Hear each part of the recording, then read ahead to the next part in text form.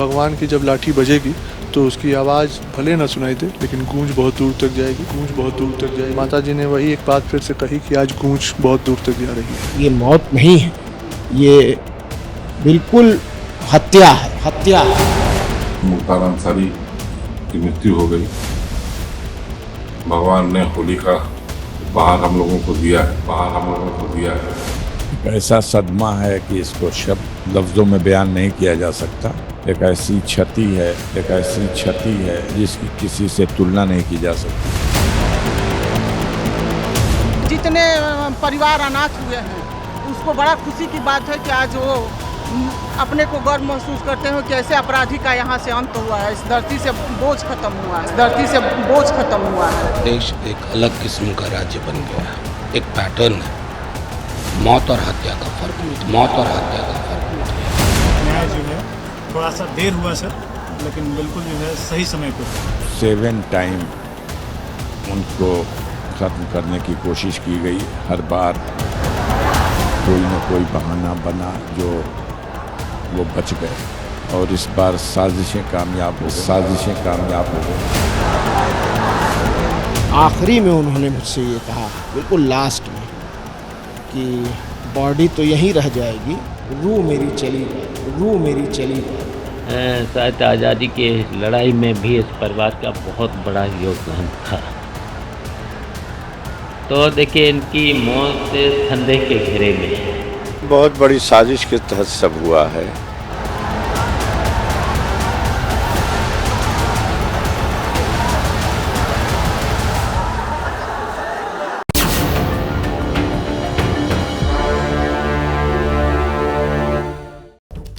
ये तो था एक माफिया डॉन का अंजाम, लेकिन धाक से लेकर खाक तक की इस यात्रा में सियासत और जरायम के ऐसे किस्से हैं जो आज भी उत्तर प्रदेश में सुने सुनाए जाते हैं। नमस्कार, मैं विवेक श्रीवास्तव। आज स्पेशल शो में मुख्तार अंसारी की जिंदगी के कुछ अनसुनी कहानी, माफिया वर्ल्ड के कुछ सस्पेंस और उस साम्राज्य की बात होगी जिसे जेल में रहकर ऑपरेट करता था मुख्तार।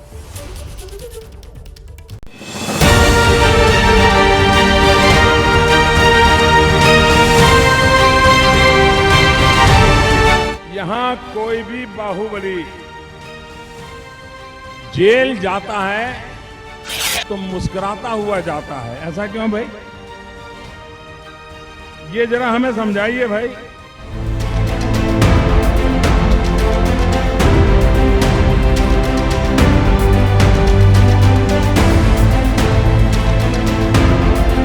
मुझे तो फुटबॉल की तरह हर जेलों में फेंका गया है।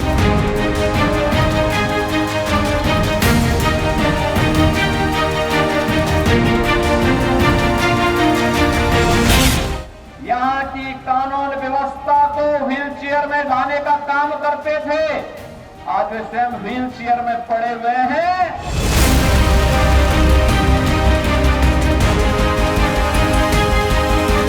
जब गरीबों की मदद किया है तो गरीब तो अपने को मसीहा नहीं मानेगा। राजभर जानता हूँ जो मुख्तार अंसारी को क्रांतिकारी भी कह चुके। हम जो बयान दिए हम अपने बयान पे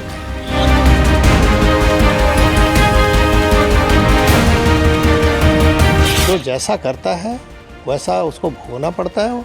ऊपर वाले के यहाँ देर है, अंधेर नहीं है।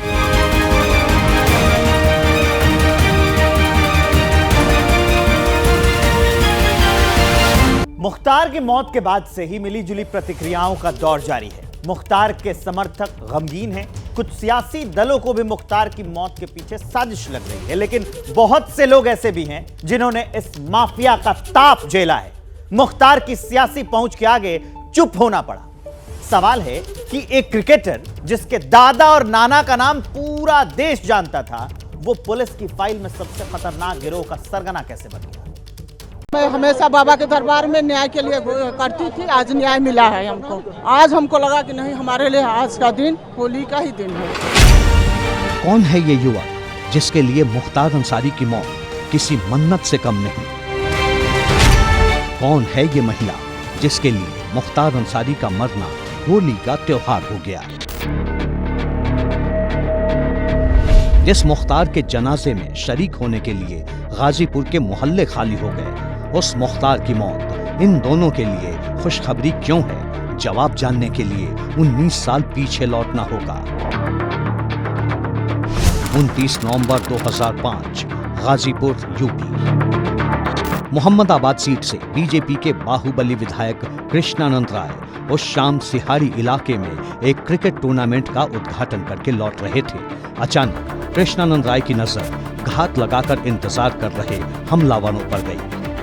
कृष्णानंद राय की गाड़ी का पहिया रुका और हमलावरों ने गोलियों की बौछार शुरू कर दी। उन हमलावरों के पास AK-47 थी।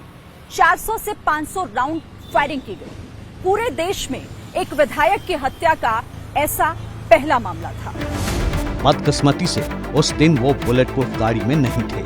कातिल पेशेवर थे। 60 से ज्यादा गोलियां कृष्णानंद राय के जिस्म में उतारी गई। विधायक की गाड़ी को चारों तरफ से घेरकर मैगजीन खाली की जा रही थी।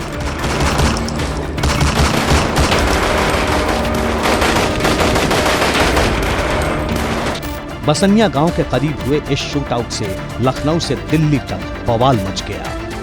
पुलिस रिकॉर्ड्स और गवाहों के मुताबिक गोली चलाने वाले लोगों में मुन्ना बजरंगी, फिरदौस, अताउर रहमान उर्फ बाबू, संजीव माहेश्वरी उर्फ जीवा, विश्वास नेपाली और राकेश पांडे उर्फ हनुमान पांडे जैसे कुख्यात शूटर्स थे। ये मर्डर मुख्तार अंसारी के ऑर्डर पर हुआ था। वारदात के वक्त वो जेल में था। वो फोन से अपने सबसे बड़े दुश्मन के खात्मे का अपडेट ले रहा था और दे रहा था। तब शायद पहली बार मुख्तार के मुंह से किसी ने जय श्री राम सुना। दोनों तरफ से मुकाबला चल रहा है। हाँ, बराबर गोली चल रही है। हाँ, ये तरफा जय श्री राम। अच्छा, हेलो। हाँ, काट नहीं, ठीक है, मुट्ठी में, ठीक है। इस वायरल ऑडियो रिकॉर्डिंग में मुख्तार अंसारी कह रहा था कि चोटी काट ली गई है। प्रत्यक्षदर्शियों का बयान है कि कृष्णानंद राय की हत्या करके शूटर संजीव जीवा ने उनकी चोटी काट ली थी। इस हत्याकांड के 19 साल बाद 28 मार्च को जब मुख्तार की मौत की खबर आई तो कृष्णानंद राय के परिवार को ठंडक मिली। ये युवक कृष्णानंद राय का बेटा है पीयूष और ये महिला कृष्णानंद राय की पत्नी है अलका। इस परिवार के लिए मुख्तार की मौत ऊपर वाले का इंसाफ है। आज मुख्तार अंसारी की मौत को कुछ नेता, कुछ दल सांस्थानिक हत्या करार दे रहे हैं, लेकिन उस वक्त यूपी पुलिस को भी पता था कि मुख्तार अंसारी कृष्णानंद राय की हत्या का प्लान बना रहा है। हत्या को रोका जा सकता था। यूपी एसटीएफ के एक अधिकारी ने कृष्णानंद राय की हत्या की साजिश का खुलासा पहले ही कर दिया था, लेकिन मुख्तार अंसारी के मंसूबे कानून के हाथ से ज्यादा लंबे थे। और इसे आप इस बात से भी समझ सकते हैं कि इसके बाद उस अधिकारी को इसकी कीमत अपनी नौकरी गंवाकर चुकानी पड़ी। ये है यूपी पुलिस के पूर्व डीएसपी शैलेंद्र सिंह। इन्हें मुख्तार अंसारी की कॉल रिकॉर्डिंग से पता चल गया था कि वो 1 करोड़ रुपए में LMG यानी लाइट मशीन गन की डील करने में लगा है, क्योंकि नॉर्मल राइफल और पिस्टल से कृष्णानंद राय की बुलेट प्रूफ गाड़ी को भेदा नहीं जा सकता था। इसलिए मुख्तार सेना के एक भगोड़े से LMG खरीदने वाला था। डीएसपी शैलेंद्र सिंह ने इस खूनी साजिश का भंडाफोड़ किया तो उसके बाद जो हुआ उसे सुनकर आपके होश उड़ जाएंगे। उस समय मैंने लाइट मशीन गन रिकवर की। आज तक उत्तर प्रदेश में केवल एक ही रिकवरी है, न उसके पहले कभी हुई, न 20 साल हो गया अब तक हुई है। और उसमें पोटा भी लगाया क्योंकि पोटा एग्जिस्ट करता था। तो मैंने स्टैंड लिया उसके प्रति कि नहीं, ये गलत है और ये इसको जेल जाना होगा। लेकिन मुलायम सिंह की सरकार तत्कालीन अल्पमत की सरकार थी, किसी भी कीमत पे इसको बचाना चाहते थे। और उन्होंने अंत में हम लोग पर प्रेशर बनाया, अधिकारियों पर प्रेशर बनाया। जब कोई नहीं सुना तो आईजी जोन जो थे उनका ट्रांसफ़र, डीआईजी रेंज का ट्रांसफ़र, एसएसपी एसटीएफ हमारे थे उनका ट्रांसफ़र। और अंत में ऐसा माहौल बनाया गया कि मुझे भी रिज़ाइन करना पड़ा 15 दिन बाद ही। लेकिन मैंने रेजिग्नेशन में लिखा और जनता के सामने इस चीज़ को रखा आप लोग के माध्यम से कि देखिए, जनता पॉलिटिकल सिस्टम में आप ही ने चुना है इस सरकार को, और किस तरह की ये सरकारें चल रही हैं कि जो माफियाओं के निर्देश पे काम कर रही हैं। हम लोग चुन के आते हैं, सेलेक्ट होते हैं, यानी जब तो बोला जाता है कि आप पब्लिक सर्वेंट हैं। आम बोलचाल की भाषा में हम कहते हैं गवर्नमेंट सर्वेंट है। और हो गए हम पार्टी के एजेंट अगर काम करें जिस तरह से वो कह रहे हैं तो ये गिरावट की स्थिति बहुत ही खतरनाक थी। धीरे धीरे इस पर लगाम लगा है। न्यायालय में अब निर्णय आने लगे हैं जो कभी नहीं आते थे, दशकों तक, 2-2 दशक तक नहीं आए, अब आ रहे हैं 3-3 दशक के बाद। तो स्थिति बदली है नो डाउट, और उसका नतीजा आप लोग देख रहे हैं कि अपराध में कुछ भी हो रहा है। उस दौर में यूपी में चाहे जिसकी भी सत्ता रही, मुख्तार को लखनऊ ने कभी असहज नहीं किया। जेल में रहकर मुख्तार लगातार चुनाव जीत रहा था, पार्टियां बदल रहा था, मौन सिस्टम के आगे माफिया के साम्राज्य का विस्तार हो रहा था। अगर आप ये सोच रहे हैं कि मऊ के माफिया को चैलेंज करने वाला पूर्वांचल में कोई नहीं था, तो ये आपकी सबसे बड़ी भूल है। कहा जाता है कि 15 जुलाई 2001 को मुख्तार को जान से मारने की कोशिश हुई। उस अटैक में मुख्तार के कई बॉडीगार्ड्स मारे गए, लेकिन मुख्तार बच गया। 90 के दशक से अपने आखिरी दिन तक मुख्तार को पता था कि उसका सबसे बड़ा दुश्मन कौन है, और उसका नाम है ब्रजेश सिंह। 15 जुलाई 2001, मोहम्मदाबाद, गाजीपुर।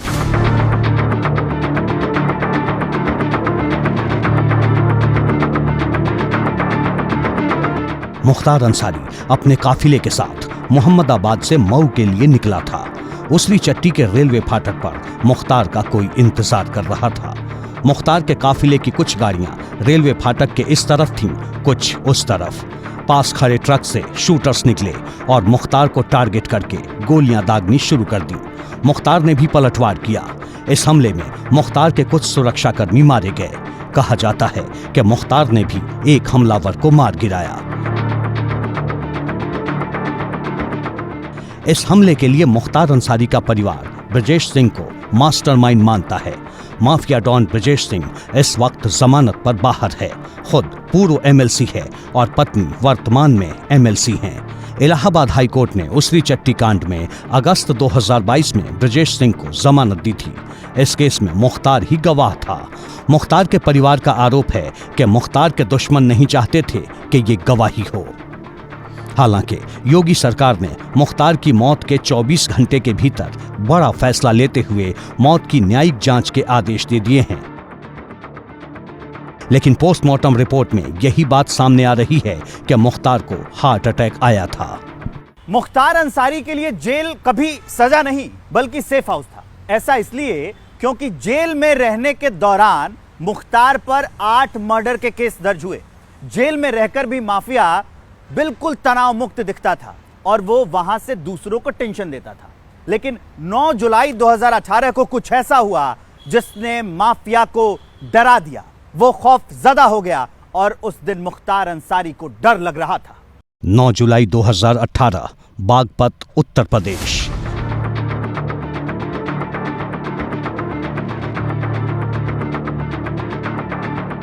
एक पूर्व विधायक से रंगदारी मांगने के आरोप में बागपत कोर्ट में प्रेम प्रकाश सिंह उर्फ मुन्ना बजरंगी की पेशी होनी थी। एक दिन पहले ही मुन्ना बजरंगी को झांसी से बागपत शिफ्ट किया गया था। उसी जेल में बंद एक और कुख्यात बदमाश सुनील राठी ने फिल्मी अंदाज में मुन्ना को जेल में ही मार गिराया। जरायम की दुनिया में मुन्ना बजरंगी ही मुख्तार अंसारी का राइट हैंड था। मुन्ना बजरंगी की मौत के वक्त मुख्तार यूपी की जेल में था। उसे अनहोनी का डर सताने लगा और इस डर से बचने के लिए उसने एक गजब प्लान बनाया। एबीपी न्यूज पर ही एक जांच रिपोर्ट के हवाले से हमने आपको बताया था कि कैसे मुन्ना बजरंगी के मर्डर के बाद मुख्तार ने पॉलिटिकल जुगाड़बाजी से मोहाली में अपने खिलाफ एक एफआईआर दर्ज कराई। पंजाब में तब कांग्रेस की सरकार थी। कैप्टन अमरिंदर सिंह मुख्यमंत्री थे। मोहाली के बड़े बिल्डर से फोन पर 10 करोड़ की फिरौती मांगी गई। 8 जनवरी 2019 यानी शिकायत मिलने के अगले ही दिन मोहाली पुलिस ने इस केस में यूपी के डॉन मुख्तार अंसारी को नामजद किया। मुख्तार का प्रोडक्शन हासिल किया गया। फिर 19 जनवरी 2019 को मोहाली पुलिस यूपी की बांदा जेल के लिए निकली।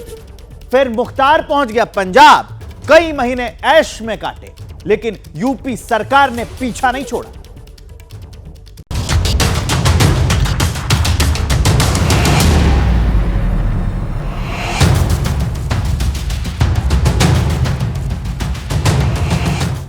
मूंछों पर यह ताव यूं ही नहीं था। मुख्तार को हिम्मत, जुर्रत, रसूख और शोहरत ये सब विरासत में मिला था। दादा इंडियन नेशनल कांग्रेस के अध्यक्ष रहे थे, वो भी गांधी और नेहरू के जमाने में। नाना महावीर चक्र विजेता थे, नाम था ब्रिगेडियर उस्मान। लेकिन विरासत को संभ्रांत बनाने की बजाय मुख्तार ने जरायम की दुनिया से दोस्ती कर ली। मऊ, गाजीपुर, बनारस, इस बेल्ट में आपको ऐसे कई लोग मिल जाएंगे जिनके लिए मुख्तार अंसारी का मतलब माफिया या डॉन नहीं, बल्कि मुख्तार का मतलब रॉबिन हुड है। लेकिन जानते हैं न्यायालय की नजर में मुख्तार का क्या परिचय है? इलाहाबाद हाईकोर्ट ने मार्च 2023 में मुख्तार के गैंग को देश का सबसे खतरनाक गैंग कहा था और पुलिस की फाइल में मुख्तार का परिचय है IS 191 गैंग का सरगना। अब सवाल है कि मुख्तार के गैंग IS 191 का अब क्या होगा? एक वक्त पर मुख्तार के इस IS 191 गैंग में 292 अपराधियों का नेटवर्क था, जिनके खिलाफ अलग अलग थानों में 160 मुकदमे दर्ज थे। लेकिन अपराध के खिलाफ योगी सरकार के एक्शन ने इस गैंग की कमर तोड़ दी। 175 से ज्यादा आर्म्स लाइसेंस निरस्त किए गए। गैंग के 164 लोगों के खिलाफ गैंगस्टर और 6 के खिलाफ NSA के तहत कार्रवाई की गई है। IS 191 गैंग की अब तक 605 करोड़ रुपए से अधिक की संपत्ति जब्त और ध्वस्त हो चुकी है। मुख्तार ने अपनी जिंदगी का करीब 1/3 हिस्सा जेल में बिताया, लेकिन गैंग जेल से ऑपरेट करता रहा। अब मुख्तार के बाद IS 191 गैंग का क्या होगा? इसके जवाब में कई लोग कहते हैं अफशां अंसारी।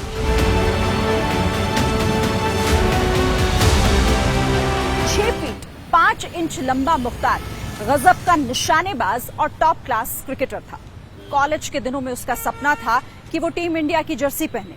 क्रिकेट के मैदान में मुख्तार से अफशा नाम की एक लड़की का प्यार हो गया और अपनी तेज गेंदबाजी से दूसरों का विकेट गिराने वाला मुख्तार जो क्लीन बोल्ड हो गया अफशा के प्यार में। मुख्तार को अफशा से बेपनाह मोहब्बत थी। वो जेल में भी अपनी बेगम से मुलाकातें करता था। शादी के वक्त मुख्तार की पत्नी पर कोई केस नहीं था, लेकिन आज मुख्तार की पत्नी भी 75,000 की इनामी है। काफी वक्त से फरार है। अंतिम रस्म पर भी वो नहीं आई। अफशा के खिलाफ लुकआउट नोटिस भी जारी हो चुका है। कुल मिलाकर कहें तो जेल कोई भी हो, मुख्तार का रुतबा बना रहा। बेशक माफिया अपनी मौत मरा, लेकिन सच यही है कि माफियागिरी मिट्टी में मिल गई।